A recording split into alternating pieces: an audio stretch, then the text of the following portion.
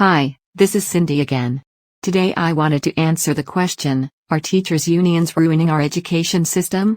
Shortly after taking office, President Barack Obama's Secretary of Education, Arne Duncan, acknowledged that America's public school system is broken. It's obvious the system's broken, he said. Let's admit it's broken, let's admit it's dysfunctional, and let's do something dramatically different, and let's do it now. Let's fix the thing. Why are America's public schools failing? Why, after more than a quarter century of perpetual reform, has the nation been unable to bring real change to public education? While a complete answer, of course, would be very complicated.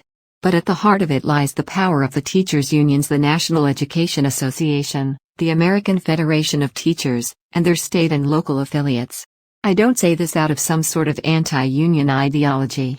I say it as an objective description of reality, backed by an enormous amount of data. Union power has created insurmountable problems for effective schools. Why has this happened?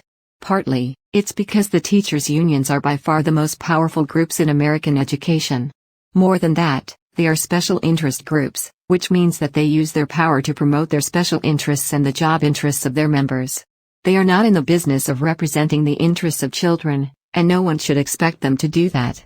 The purpose of a union is to represent the job interests of its members, and these interests are simply not the same as the interests of children. How, then, do they pursue these job interests? They do it in two ways. The first is through collective bargaining, which takes place in local school districts. Through collective bargaining, the unions are able to win countless restrictive work rules, written into binding contracts that specify how the schools must be organized. Typically, for example, these contracts include salary rules requiring that teachers be paid entirely on the basis of seniority and credentials, without any regard for whether their students are actually learning anything. Often, these contracts also include seniority rules that allow senior teachers to take desirable jobs when they come open, even if these teachers are mediocre in the classroom or a bad fit for the school. There are also seniority rules requiring that, in layoff situations, excellent young teachers must be let go, automatically, and their senior colleagues must be kept on no matter how incompetent they may be. Labor contracts are just filled with these kinds of perverse rules. No one who's thinking only of what is best for kids would ever organize the schools in this way. Yet this is how America's schools are actually organized. The other way teachers' unions shape public schools is through the political process, where they simply have far more clout than any other education group, by many orders of magnitude. They have over 4 million members, they're top contributors to political campaigns, they have armies of activists in the electoral trenches, they have lobbying organizations in all 50 states and much more. They have used this political clout to block or substantially weaken any major reform in education. For decades, for example, reformers have tried to bring accountability to American education, but the unions have stood in the way. They've opposed using test scores to measure teacher performance. They've opposed performance-based pay. They have even opposed moving bad teachers out of the classroom. As a result, there are rarely any consequences for low performance, no one's pay suffers, no one loses a job. We have accountability systems in which no one is actually held accountable when kids don't learn. As a side note, this is also true in our federal government. The unions have also fiercely opposed the second major reform movement of our time, the movement for school choice, which seeks to give families new options, empower them to leave bad schools, and give the regular public schools stronger incentives to improve.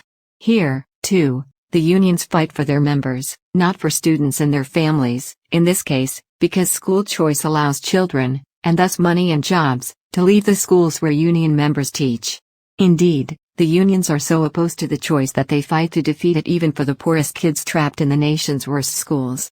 As a result, after decades of reform efforts, only 4 of public school kids are in charter schools, and less than 1 receive government-funded scholarships for private schools. But here's what it comes down to.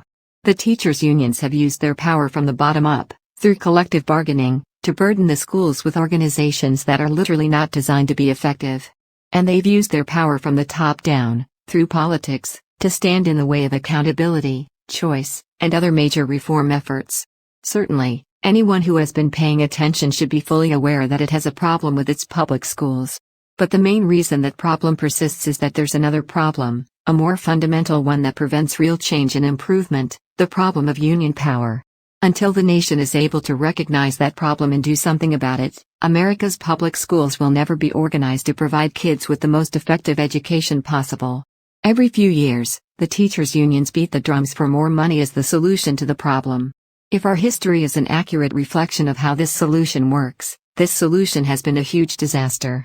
Test scores for our students have continued to fall. In many school districts, especially in the inner city, the students can't even read and write proficiently nor score at grade level in mathematics. What is the real reason for this failure? School districts have readily increased taxes to provide more money for schools, but the schools haven't delivered. The only thing this additional funding has delivered is funds for new courses, many of which are the subject of parental concern because they consist of courses in woke thinking and sex education. It is time for school districts to trim down the course offerings to basic students like reading, writing, and arithmetic and get rid of these socialistic and political indoctrination courses. Parents need to get more involved in their children's education by actively campaigning for school board members that are competent and want better education for their kids. We are suggesting 3 ways to do this. 1. Support conservative-oriented parents who are willing to put kids first. Secondly, be active at all school board meetings to hold the school board accountable. 3. Support the elimination of socialistic and left-leaning indoctrination courses. 4th, actively support teacher unions that are more student-focused. 5th, support better teacher accountability programs to reward teachers who improve student performance.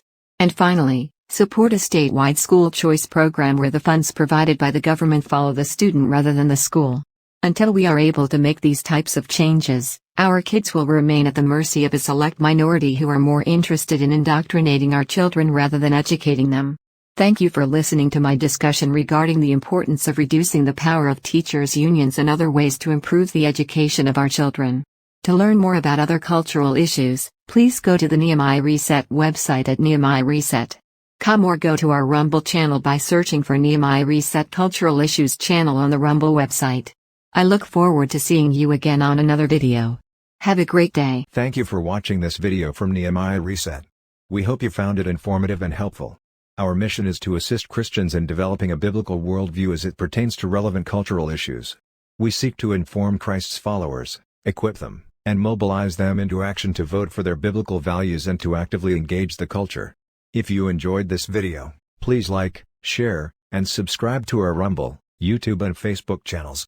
You can also visit our website at nehemiahreset.org to learn more about our vision, our resources, and our upcoming events. Thank you for your support and God bless you.